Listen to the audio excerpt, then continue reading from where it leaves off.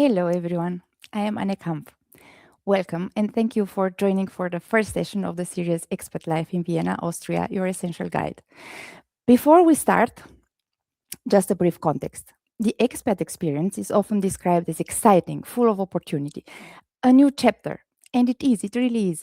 But what is less visible is that in the first weeks, it can also feel fragmented. Simple things take longer, clear things become unclear. You are making decisions without yet fully understanding the system you are in. And this is not a personal failure, it is structural. You are operating in a system you have not yet learned to read. And this series is designed to reduce exactly that gap, to make the invisible visible earlier. Today, we focus on one of the most decisive phases of relocation, the first 90 days in Austria, where most uncertainty sits and where early patterns begin to form. So, instead of trying to cover everything, we focus on what actually happens, those first patterns. I invite you to share your reflections, questions, and comments directly in the comment section on LinkedIn. We follow them in real time and bring them into the conversation. We will also adjust the discussion based on what you are bringing in. All my live sessions I host are independent, pro bono initiatives in my personal capacity, created as space for learning, connection, and thoughtful exchange. Today, I am joined by three experts who each work at a critical interface of the expat experience: integration, financial orientation, and administrative navigation. And you will see that these three areas are more connected than they appear at first. Just let me do the technical stuff. So, Nikolina Sarić is an intercultural integration trainer and founder of Interconnecting, supporting international professionals in navigating life and work in Austria. With a background in social sciences, languages, and HR development combined with her own expat experience, she provides practical, culturally grounded guidance for professionals and their families. Based in Vienna since 2015, she brings an expat to expat perspective, helping people settle with clarity, build meaningful connections, and establish long term stability. Welcome, Nicolina. I'm very happy to have you here today. Thank you, Anne. I'm happy to be here. Thanks for your invitation. Once the human side meets real life decisions, the financial layer becomes unavoidable. And here comes my second guest speaker. Bear with me for the technical things. Christopher Kampner is country manager and financial advisor at Invested Expat, advising international clients in Austria on wealth management, cross-border investments, and long-term financial planning. He brings extensive leadership experience across European and international markets, including senior roles at Superfund Asset Management and Quorum Asset Management, where he built advisory structures and managed significant investment portfolios. His work sits at the intersection of financial strategy, regulatory clarity, and practical decision making for expatriates. Welcome, Christopher. Nice to have you here today. Hi, hello. Yeah, I'm also really looking forward to the podcast series and for today. So great to be here. Thank you for that. Underneath the human side and the financial layer sits the system that either enables or blocks everything. And this is administration. And here comes my third guest speaker. Benjamin Wolf is co-founder and COO of mypaperwork.ai, a platform focused on simplifying visa and work permit processes for internationals. With an academic background in global history and international relations from the University of Vienna and the Diplomatic Academy Vienna, he combines systemic understanding with a strong focus on user experience. His work is driven by a clear objective: making complex administrative systems accessible, structured, and manageable for people navigating new countries. Benjamin, welcome. Hi, Anne. So happy to be here, and thank you for bringing us together. Really excited for this. Me too. Let's kick it off. So let's start with administrative grounding. Let's start with the foundation because if this part is unclear, everything else becomes harder than it needs to be. So I will start with you, Benjamin. The first question. If someone has just arrived in Austria, in Vienna, what is the correct order of the first key administrative steps in the first 90 days, and which one creates the biggest downstream problem if missed? Yes. So what's really crucial is, of course, your residence status. So if you are an EU citizen, it's quite different than when you're a third country citizen. So this is the starting point. In both cases, let's assume for now that as a third country citizen, you already have your work permits, figured out, your student permit, or work permit, or residence permit, and as an EU resident, as an EU citizen, you can just move to Austria. Then what's really important right at the beginning is the Meldezettel. So basically registering your address. A lot of people do that and know that, but maybe they are sometimes not aware how fundamental it is in Austria. And it really shows up a little later, because once you want to open a bank account, want a phone contract, like all the essential things, they often ask you, like private companies say, yes, we only give it to you if you've been registered for 3 months in the country. And you are like, how is this even possible? Like, I just arrived. How should I have been registered 3 months? So getting this done, other than that, it's also a legal obligation within 3 days in Austria, but also in practical terms, it's really important. And for EU citizens, interestingly, they need to do a further step. They also need to apply for the so-called Anmeldebestätigung, which, Austria has a habit of naming things quite confusingly. So the Meldezettel and the Anmeldebestätigung are two different things, and EU citizens really need it, because once you want to sign a contract either for work or for an apartment, and often even things like phone or bank contracts, you need this Anmeldebestätigung. And it actually takes quite long to get it often. Like, you need to apply it in a different place. It takes a little while. So these are really the two starting points, I would say. And then we go into the nitty gritty of, all the different aspects of what you also need to tackle. Yeah, it's not that easy when you just arrived and you can't read the system yet. Yeah. Across the cases you had, what is the most common mistake people make in the first 2 weeks? And what does that usually cost them in time, money, or stress? Yes.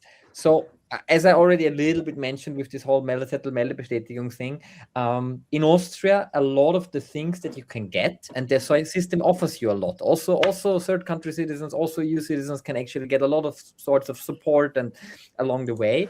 But if you haven't figured out the administrative steps and you're not registered, you don't have access and you will not hear about it.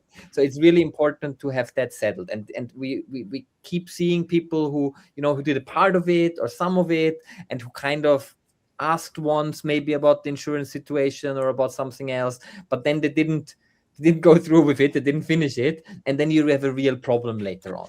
Okay.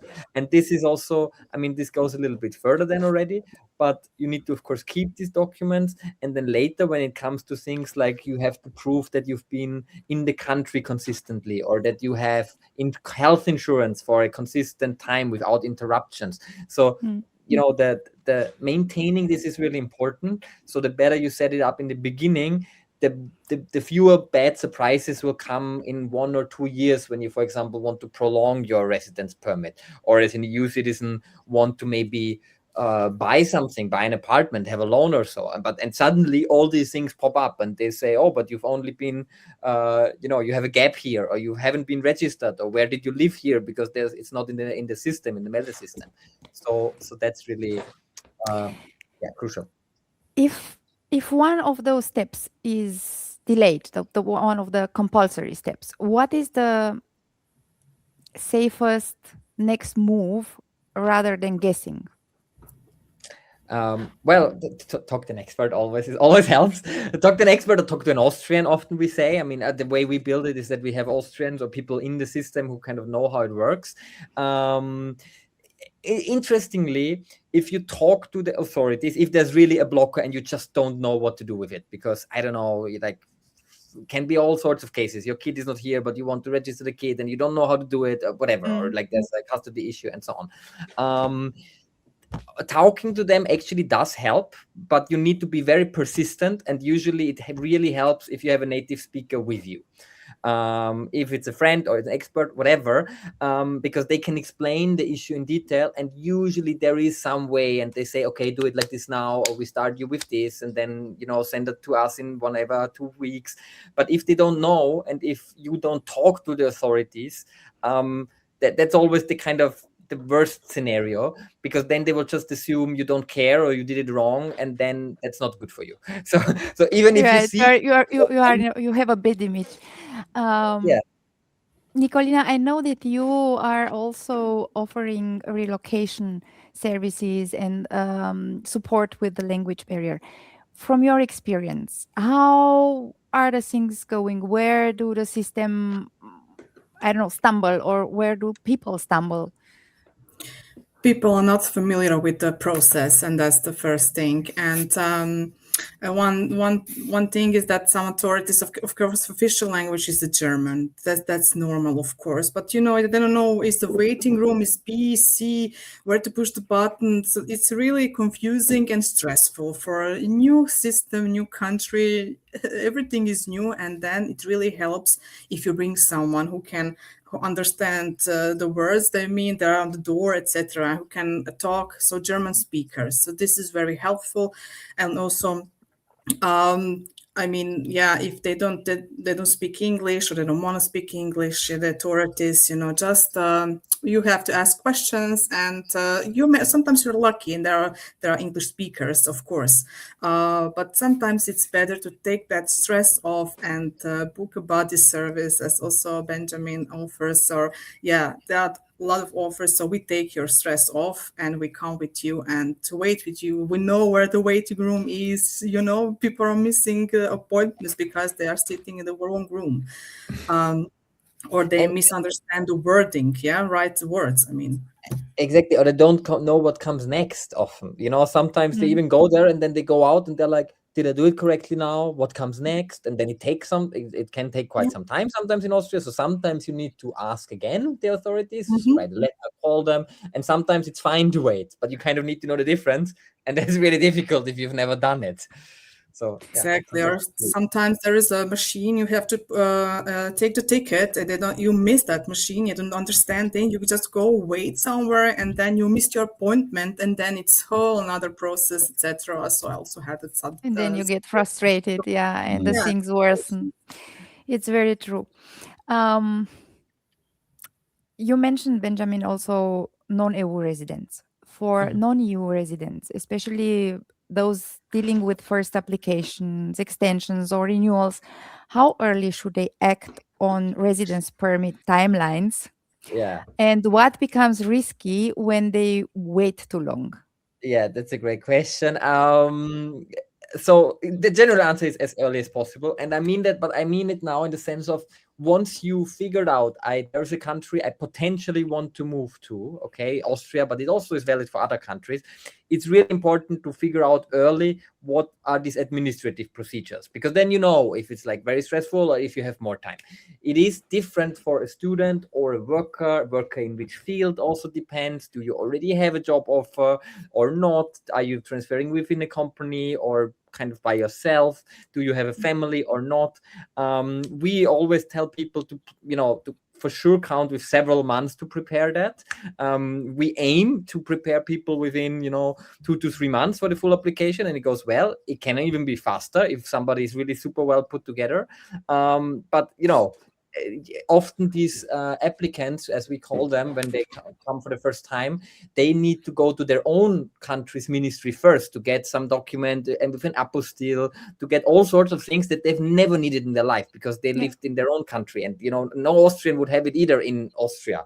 But when you go abroad, suddenly you need all sorts of weird things. And that just takes time, not just in Austria, but also abroad. And you don't want to be blocked by that. And when you start these processes early, as you say, this kind of machine and so, then there's less surprises later on. And you can plan simply better. So yeah, that's and beside the fact that they move in a foreign country and they do not know the system, as you said, they might need, or they will for sure need, documents that they haven't, it wasn't required for them to have them in their own country. So this adds additional stress and time, because each country and it has its own bureaucracy and its own system. Absolutely. I can give you some examples. For example, Filipinos, if they want to move to a different country, they need to get a permit from their own ministry. It's called an emigration permit that allows them to even move out. Sri Lankans need to go to India because there is a certain consulate that issues them something, and then they need to go back. So there's, depending on your own country, there's all sorts of rules, and depending on the destination country. So that can get quite complex. I mean, this is what we do in our platform, that we try to explain this, simplify that, have human support if needed. Everything is solvable. Okay, there's no need to be afraid of these things. But of course, people they tend to not like bureaucracy, so they keep pushing it to the side, and that's not ideal. Like just identify what you need to do. And trust me, everything is doable, but you just need to make a good plan of what you need to do and how to do it. We talked about what one needs right after he or she moves. We talked about what non-EU residents need. But there's also the health topic, health insurance. How should people think about health insurance early on? When does österreichische Gebietskrankenkasse apply, and when does SWS apply? And where do people accidentally fall into a gap? Yeah. Should I start with this, and then maybe Christoph can say a few things also about the insurance side? Should I say on the resident side? So in general, if you move to Austria, you need to prove that you have health insurance. That applies to both third country nationals and to EU citizens. Okay, actually, EU citizens sometimes are not so aware of that, but it's actually really important. EU citizens can have an insurance from their home country, which sometimes is cheaper and nice. But yeah, usually third country nationals should have it in Austria. Now, I know that Christoph, and maybe he can then later tell us about it, they have some great partners and deals who offer exactly that, because it's actually pretty hard sometimes to get it before you are in the country, insurance for that country. For some nationals, it's really tricky. You mentioned ÖGK and SVS, so the public insurance systems in Austria. If you have a job, you are usually insured with ÖGK in most cases. If you were to be self-employed, you would have SVS, but that's for new arrivals often not so easily possible, but later on it might become possible. What's really important is that you have no gap, and that in doubt you insure yourself, which is also possible with the ÖGK, but it's pretty expensive, and that's why I maybe want to hand over to Christoph, because he has a couple of good options also from the private sector. But basically, having no gap is so crucial from the resident side, because they can literally deny you the permit, either the first one or the renewal, if they found out that you had a gap. Okay, so it's just not an option, like not in the US or elsewhere, that you say, oh, I'll just go get the risk on me. No, Austria is very strict about this. You have to have health insurance. Christopher, what's your experience with that? Yeah, so I agree totally with Benjamin. It's so essential for expats that they don't have the gap. And that is very often the case, that they're not really aware of it. And that can lead to really bad consequence. So we on our side, we're also helping here, getting on the private side some health insurances. They are helping a little bit more than the public insurance. So there are also a few points which are covered more. And that is also what we really try as soon as possible, discussing with our clients, say, okay, what is here the difference between the public insurance and the private healthcare insurance? But the most essential part is don't have the gap and do it as quick as possible. Yeah, and also I can mention actually a great successful case from an American US citizen who, Invest Expert helped us there because he applied for a startup visa and it was actually not sure if he would get it or not, and Invest Expert helped him and helped us in this case to organize a health insurance for him, a private one. And what's often I think expats don't realize is some private insurances are actually cheaper than the public options in this very beginning phase for expats, because obviously we have this American model, so we think, oh my god, private health insurance must be super expensive, crazy. Not necessarily. In the beginning, the public system in Austria, to opt into it regularly can be very expensive, whereas there are a couple of very good private options, especially in this beginning phase, and then you see how you rearrange depending on if you have the job or if you found the company or whatever, but it's really there are good options there. Good to know. Maybe we will get into this detail later into the conversation. At what point do tax number and bank account issues usually start blocking people? Yeah, good question. So bank account is actually pretty important for many things. I had the experience even that some Austrian companies or institutions did not want to pay out things to a bank account that wasn't Austrian. That's strictly speaking not entirely legal, because they should use also other EU accounts at least, but it can still happen, and you need to, you don't want to wait then and fight with them and not get your money. So, having an Austrian bank account, I would always recommend it because it just makes a lot of things so much easier, and they will not ask and whatever. But this is a little bit this catch-22 what I mentioned before. They will ask you maybe for Meldezettel 3 months. They will ask you for all sorts of other proof. So getting this started is really important. The tax number depends a little bit on your own situation. If you're, for example, an EU citizen moving in and becoming self-employed, then it's very important to have it early on. You basically notify the Finanzamt, you have it very early, you need it, definitely. If you are an employee, you have a normal job, it's actually not that. I mean, you are in the tax system, but basically payroll and accounting is doing most of the things for you. You can then register in Finance Online. That's the system for getting your tax rebates back, but that's not such a big blocker, because in contrast to other countries, it is mandatory for self-employed people to do tax returns in Austria, but it's not mandatory for everyone. An employee doesn't necessarily have to do it. It's actually good to do it, because usually you get money back if you're an employee, but if you don't do it, it's not. You don't get penalized, or it's not. Yeah, you don't get penalized, exactly. So in that sense, it's not blocking you. Yes, but yeah, depending on your exact company setup, employee setup, whatever, you need to simply have that figured out. Yeah. And what happens in the situation when the employment contract starts later than the move itself? Yeah, so that's really about well, first of all, you need to check if you're a third country national, when your legal stay begins, and if before you can bridge it with a tourist visa and so on, like how this interacts. For EU citizens, it's different anyway, but just to have this out there.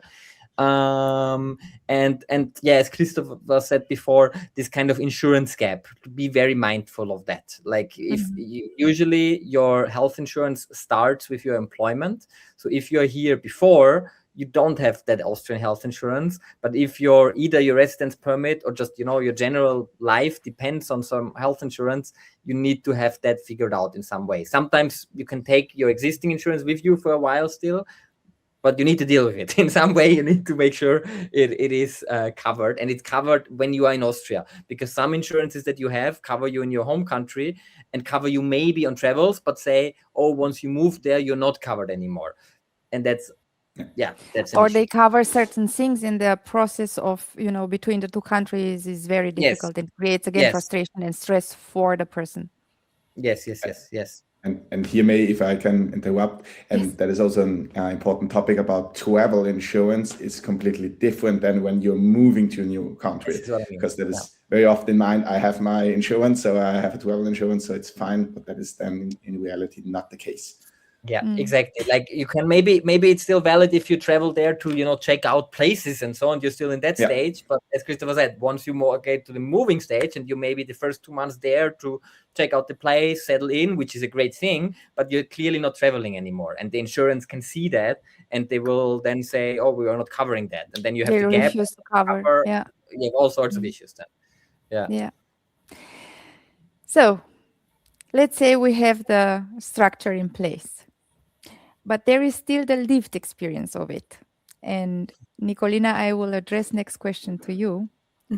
Where do expats experience the greatest culture shock in their first months living in Vienna, Austria? In bureaucracy, at work, or in everyday interactions with locals? Yeah, great question. I would say a little bit all of it. Basically, cultural shock can begin before relocation, I would say, and it's usually related to housing. It is a different contract. First of all, you don't understand contracts are in German, so you have to find a agency or a real estate agent could explain this to you. So this is first cultural shock plus deposit. Yeah, so this is that I heard a lot of time that you have to pay a deposit in front upfront to move into an apartment. So this is a kind of shock. After arriving here, I mean, basically, cultural shock functions through 4 stages. Like first is like excitement. Everything is like you see it positive. Because it's so easy to fall in love with Vienna, right? I mean, it's a beautiful architecture, history. It's a beautiful city full of diversity and opportunities. You see, everything is beautiful. New stores, shops. I mean, bakeries, etc. And it's a great city for families. It is definitely. I mean, so much green space is also playgrounds, and yeah. I mean, come on, let's talk about free education. I mean, it's great city. It's not. It's the one of the most livable cities like in the world, like we know. And its first thing is a positive shock, I would say. After a while, when you start to get your administrative pads and you deal with authorities, of course, you start your job, workplace, and you are interaction with others living here. Then, yeah, things start to enroll. First of all, I want also to mention that before I developed my cultural program and integration program for international professionals in Vienna, I also did my research, my survey, and I sent a questionnaire. I did interviews with experts in Vienna and also in Lower Austria and Salzburg. And I asked them, what was the most difficult thing for you in your relocation integration process? And I would say there are most four stuff, like 4 topics. It was like bureaucracy, finding a housing, language with the dialect, and cultural differences. So for people, first housing, you need to search it and the contracts, and it's in German. You don't understand it, and the deposit, and etc. Then you find an empty apartment here. So that was also a shock. Also for me, it was like, okay, yeah. So then you have to organize everything there. Then the language. You think you've prepared, you learned the German, and you did it by the book, and you come here and then you address people, you want to be polite and you want to show off with your German knowledge, and then where I am. I mean, so my advice would be check for Austrian German, just to understand when you're in store what it's saying to you, etc. So basically, these are the first things the people experience and that I got as a feedback. And punctuality, time perception. Time perception, which is very present here everywhere, in the authorities, the workplace, and making appointments. appointments is another shock for a lot of people, that you have to make appointments everywhere to get, the first things, do you have an appointment question? So if you don't have an appointment, yeah, it's going to be difficult to get to dentist, etc. But being on time, this is something that what time perception is for different cultures. You are taking the new culture from your own perspective, your own values and behaviors. For you, being on time means like, okay, 15 minutes window, it's okay, but it's not here. So basically, somewhere it states that if you miss the appointment by 10 minutes, so it is, you can forget about it, you have to book another appointment. And that is also a shock for them in the first stages. But yeah, I don't know. These are the first stuff that I also question people, and they told me this is the this is the most common shocks. And you know what else? Also for me was like stores. I mean, stores are closed on Sunday. So this is what I heard a lot of stories. Oh my God, what do you do on Sunday? Yeah. Yeah, so there are some things that are really new for a lot of people that I talked with, and also for me it was something new. But then this is the phase, and then kind of frustration, and of course some of them also in social interactions. So people are coming from relationship-based cultures. They are very important to share everything, your personal life, which is not the option. This is not the situation here, right? And they perceive that as unfriendliness. But basically, you just have to know how this culture from this perspective works, and then you are fine. I mean, if you're informed, then you know what it takes. It takes some time. So these are a few things that I heard a lot of times, and that I hear once again meeting new people. Yeah, so these are the Yeah, stages the of cultural shock. couple of those things are also what I've heard from my expat friends. Um, it's another thing. Many newcomers read Mhm. silence, formality, or very brief answers in Austrian offices as rejection.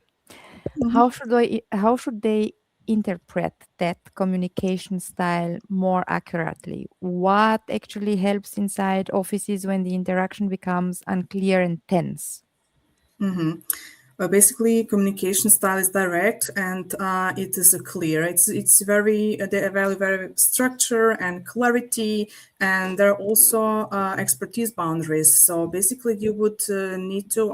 I always recommend to send your inquiries in written, and ask the questions. The expectations are from the both sides need to be clear. So just make it clear, follow up, and then definitely ask what is that you need to do to get your permit, etc., to move to the next step.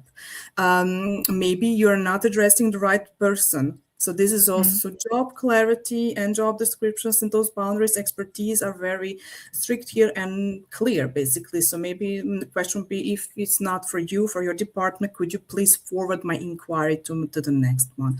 So Yeah. yeah, Benjamin, if you could, do you Absolutely. have? So what I've experienced a lot is that a mix of um, being polite and kindly asking for support, being a bit humble, but also a bit insistent, that works best. Kind of that you show that you respect their whatever, their position, their work, and so on, but that you're also genuinely confused and want to get it right, and you need some more information from them to get it right, because you're just confused and so. And either sometimes people are too afraid to do that, or Mhm. that's not good, or they get really upset and angry because it's complicated. That also doesn't help. So you need to find a middle ground where you're still like polite and friendly, but also insistent in the way, please give me Mhm. the information I need.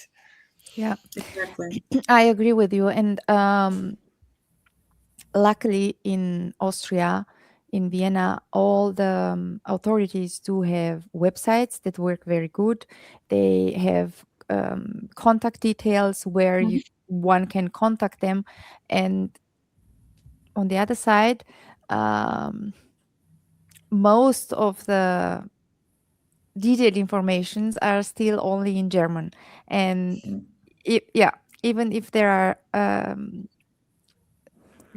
on the same websites, information in English, they are not really complete. So I agree with both of you that um, one shall insist and not get frustrated and stay humble, because on the other side of this website there are humans too. So when it gets difficult when both sides get frustrated. Of course, I mean, people like, because it's a Vienna is a big city, and you can imagine the authorities, they are dealing with a lot of inquiries. I mean, and if they are having a lot of applications, I mean, you have to understand the answer, and it will not come in 24 hours. That's one thing. But be clear, have a deadlines, and ask, follow up, and be clear on So what you need. here comes my next question. When Yeah. timelines stretch, when people are under pressure, information is incomplete, people feel that they are in a limbo, are frustrated, what helps them stay calm and functional instead of becoming overwhelmed? And don't As say yoga and Pilates, please. Ask again, call, or bring a friend. If it's a language barrier, if it's German, then okay, you can resolve this. And but ask again. Maybe your emails have not been sent. Anything can happen. But you have your inquiries, emails. Everything sorted out, and just ask questions. You do have, websites are transparent. There are contact emails and phone numbers, but usually they also like.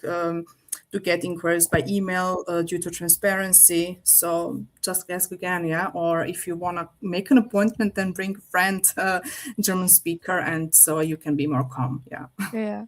during the process. What are the first, because you said bring friends, or what are the first realistic anchors for belonging in the first 3 to 60 days, especially for people who arrive here and they do not have a built-in network? Yeah, this is a really important topic. Considering you're new here, you have no network.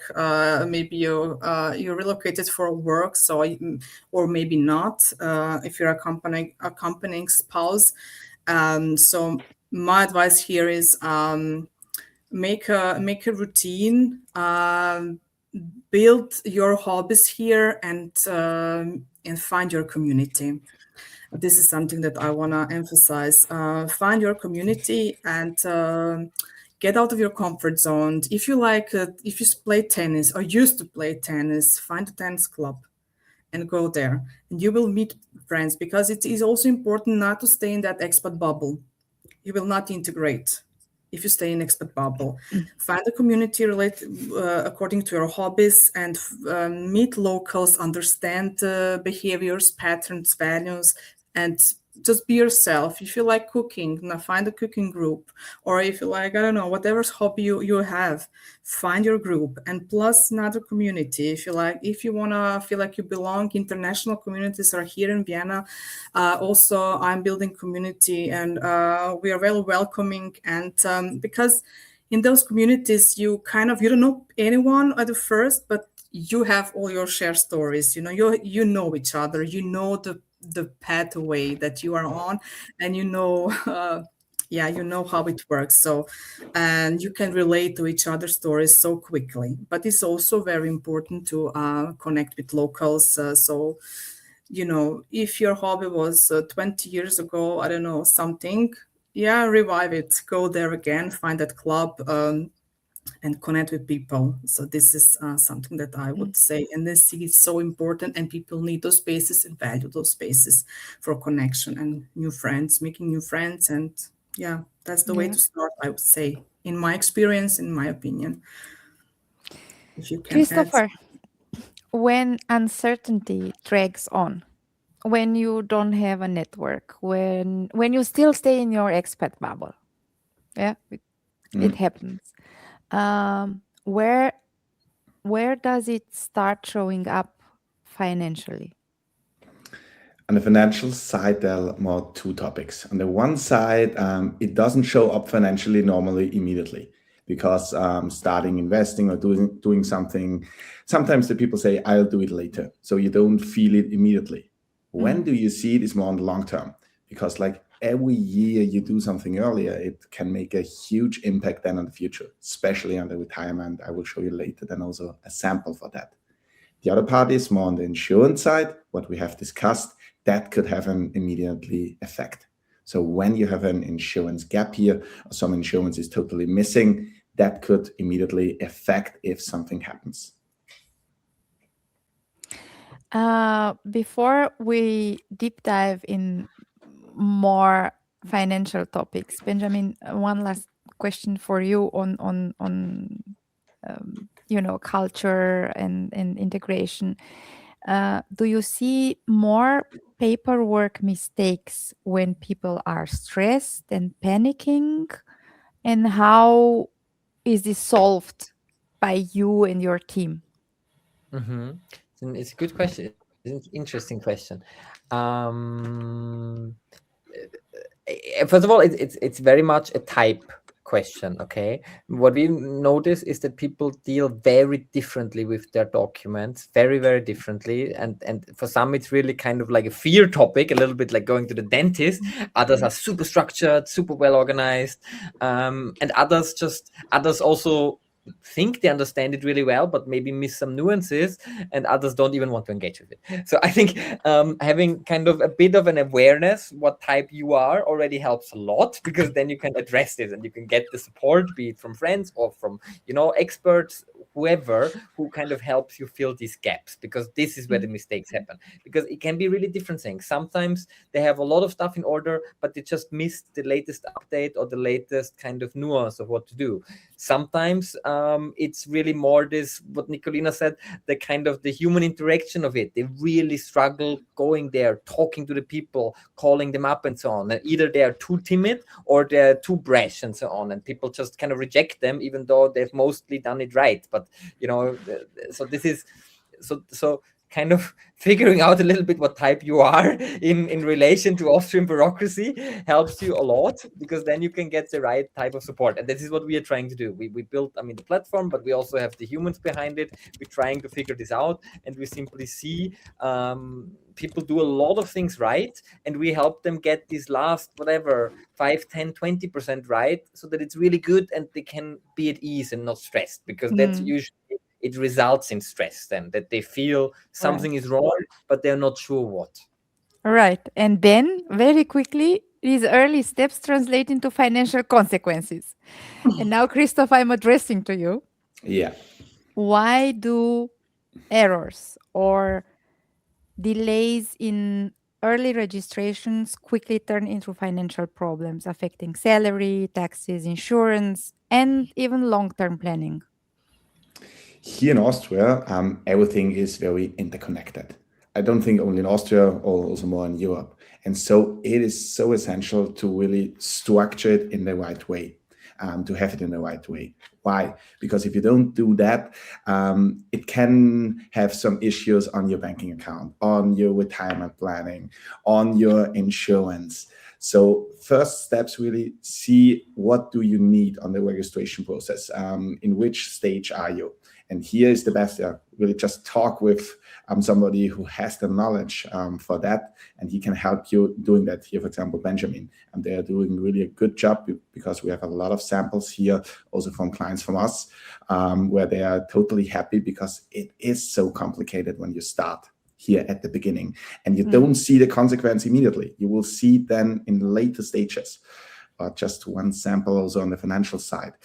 If you don't have, for example, your tax number at the beginning, and you want to do something financially, you cannot do it, or like it's very limited, because that is needed for a lot of kind of investments or retirement planning. So you need to follow the right steps in the right way. Otherwise, it could make everything much more complicated, and to change it afterwards, it is time consuming and can cost a lot in the worst case. So what financial risks do you see when people open accounts, sign leases or make commitments before their paperwork status is fully in order? Yeah, here you get different conditions. So it is different if your paperwork is done here in Austria and everything is fine. You will get different conditions, and the effect is again, you pay much more if you don't have that, or you don't get it. So first things first, and then do the next steps. And here's the preparation in advance before moving to a country. Think about that. Get in contact with the right people here to know what are the exact steps and do that in the right order. That will help you then really a lot.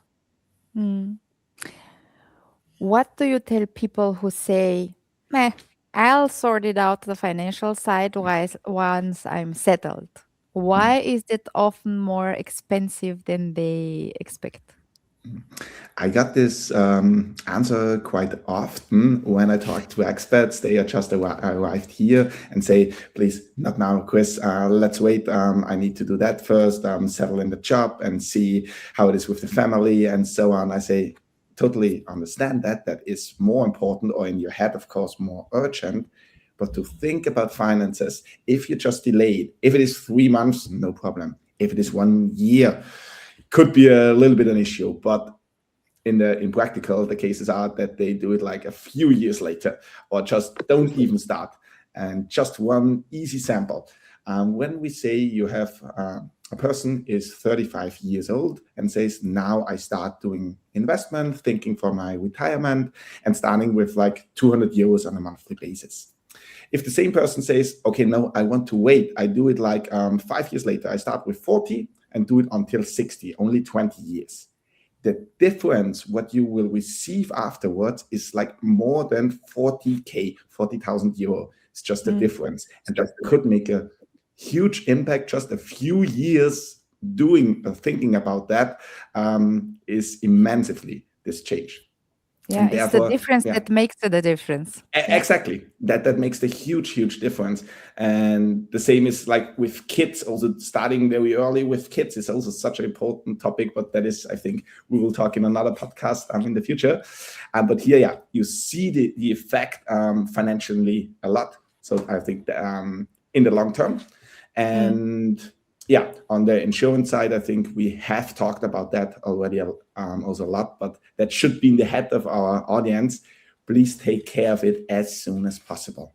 Think about it, see what is missing, look, which kind of insurance do you have now, what is essential. Think about, there are 3 essential insurances, just to have that in the head.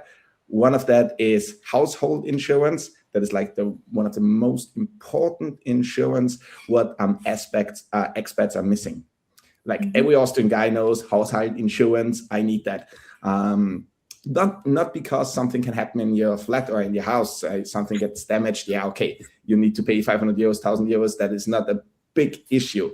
But in the household insurance, there's also included the third-party risk. So if something happens here on the street to a third person, and there's an accident and she or he cannot work anymore in the future, you need to pay here like millions. It can go up to that, and that destroys your life completely.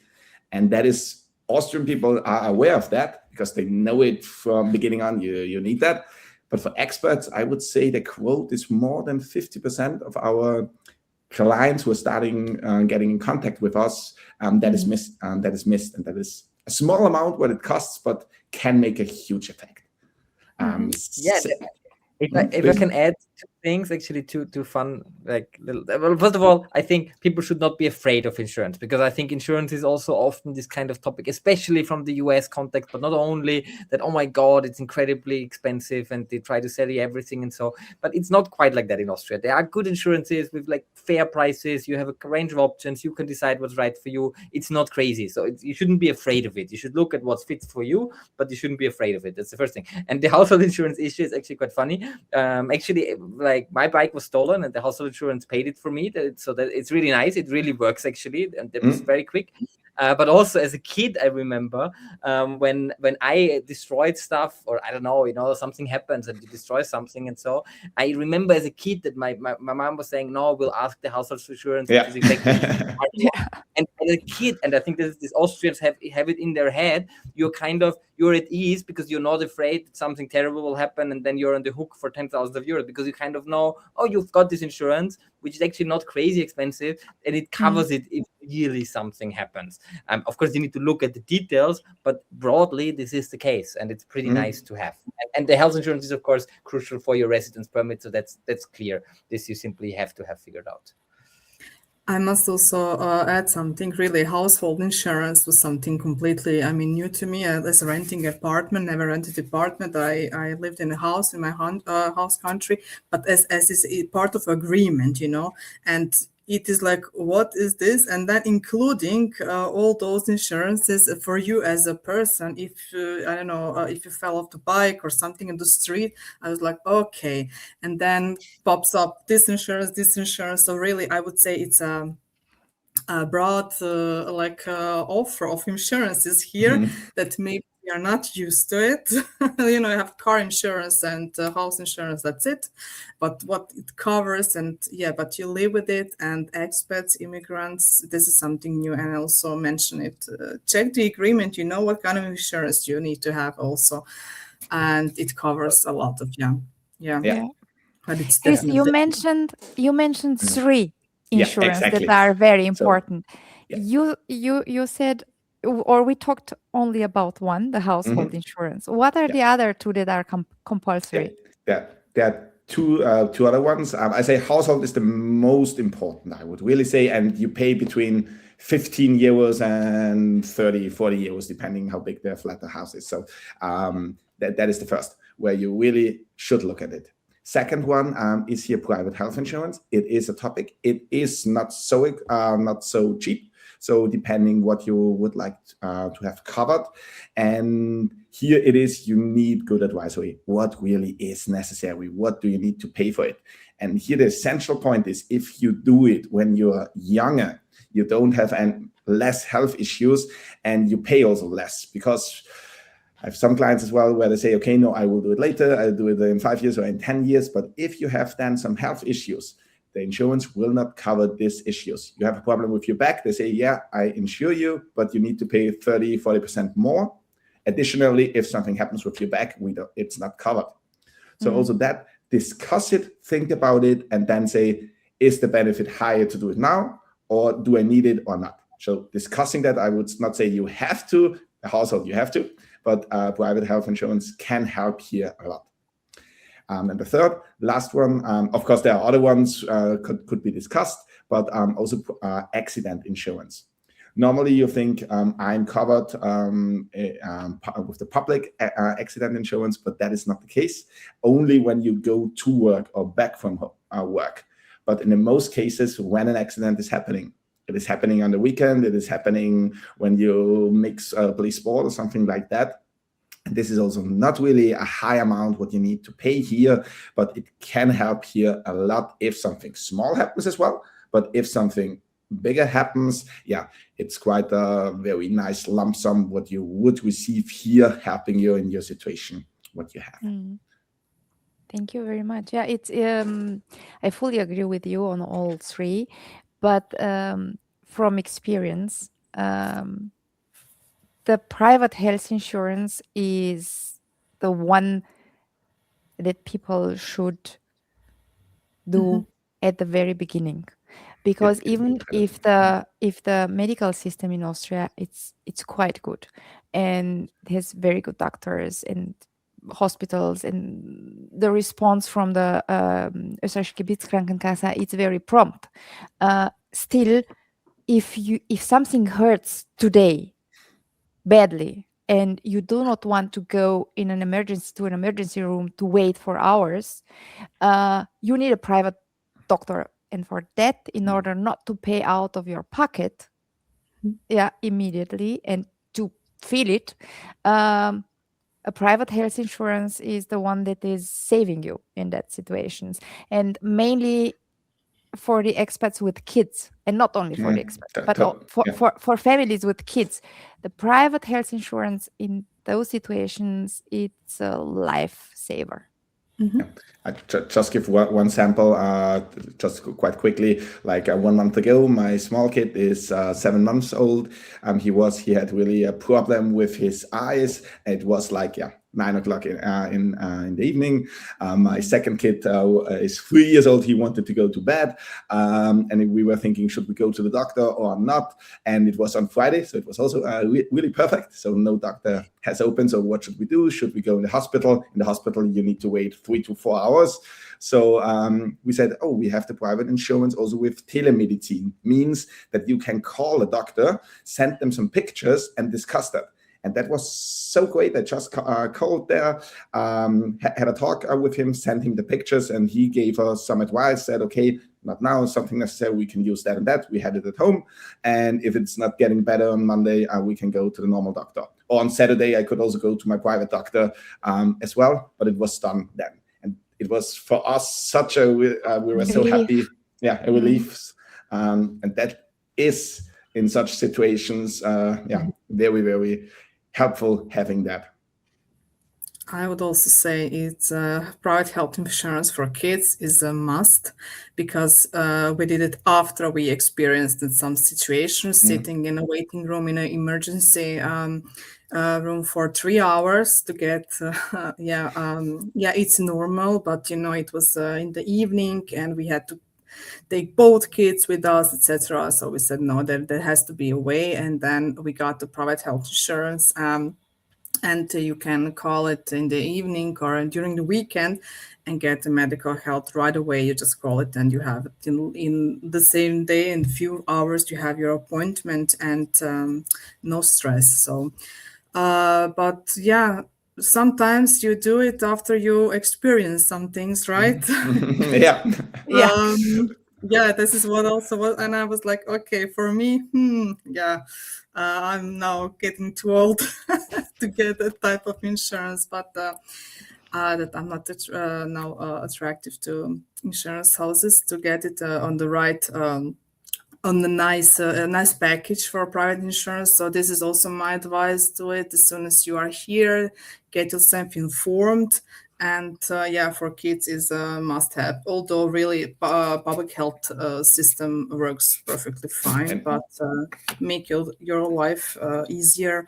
It's enough that you're out of comfort zone, moving to another country, getting to know all the systems. So having good information and make your life easier is always a good option. And here, one last point to that: our health system is quite okay or good in comparison to other countries. But the question is, how will it be in 5 years, in 10 years, in 30 years? And especially again, when you say, Nikolina, with kids, yes. So for that, I totally agree. It is essential. It is not really expensive, but having that for kids, is very, very crucial. And when you're getting older, you need to think about it, because it is getting also more expensive. But also here, just get informed, do the comparison, or have somebody who has the knowledge here, because also the contracts between the different insurances are very different. Very different. And depending on your situation. So the one insurance can be good for you, Benjamin. The other one can be good for you, Nikolina. So it's really depending what are your needs here. Yeah. All right. And it's very important to contact the right the right expert which you trust, because all the contracts, as we all know and experienced, have these small, the sentences written in small letters. And first is the language barrier. Even if one speaks already German, you do not understand by default all the lingo that is used specifically for that topic. So it's better to have a local expert that can advise on that. One question, because we talked about EU residents, non-EU residents, families, parents, kids. Let's talk about students. What do international students most often misunderstand about insurance, work permission, and what they are actually allowed to do? So I will just start with insurance very, very quickly. Insurance, biggest misunderstanding, I just mentioned it before, that they have already an insurance, they have a travel insurance, so they are fine. That's not the case. That is from my side, most important part. Insurance in the country is different than travel insurance. They are allowed to work to a certain degree, 20 hours usually, but not more. And then the switch usually to the red card, they need a job offer for a certain amount of hours or money. So that's simply a different thing. so I'm figuring out this transition is not so easy. Once they are in the next residence title, it can actually help them their student years, but you need to fulfill the criteria for this next residence title. And I think this transition is often, of course, because also as a student, you're young, you don't want to think too much about that. It's also fine. But then once you come to this stage and you do graduate and you are looking for a job, you need to, having studied in the country while great, and while you do have some advantages, you have this time of the graduate visa where you can look for a job, they will count your years. And so, there are big advantages to it, but it doesn't mean that they will issue you a somehow permanent student visa, like once you don't study anymore, you need to have the work visa usually, or maybe a family reunification one. That's a different story, in case you're married to an EU citizen or Austrian. So it's just figuring this out, especially as you go towards your graduation and making your kind of pathway. It's really important that because of course this is a bit of a scramble then for people, which is completely understandable. We should be mindful of the time. Nikolina, I know you also worked in an environment where you guided students. Would you like to add something to this topic? I guided exchange students, those who are coming just for exchange semester or for 1 year. So basically, it's a kind of different story. They also needed to have everything sorted out before they're arriving to Austria. But yeah, from visa, insurance, and everything, it was just for 3 months, 3-4 months. Yeah, most of them. Okay. But they are kind of sorry, based on the time. No. That's Please. it. The hour just flew away. I really enjoyed talking to you. So thank you, Nikolina, Chris, Benjamin, for making something that can feel complicated and bring frustration a lot more understandable. Arriving in a new city rarely feels simple at the beginning, but once you start to see how things connect, it becomes easier to move within it. What we try to do today was not to simplify the system, but make it more predictable. And I hope we managed to do that. We are still waiting for your comments. The recording of this session will stay on LinkedIn, so you still can write your questions. And remember, next Thursday, we take the next step into the session Living and Integrating in Vienna in the same format. We'll look at what work here actually feels like, how communication works, what is expected, and how to find your footing. So, see you there. See you. See you Thank you next week. Thank Bye. you very much. Bye. Have a nice evening. Bye.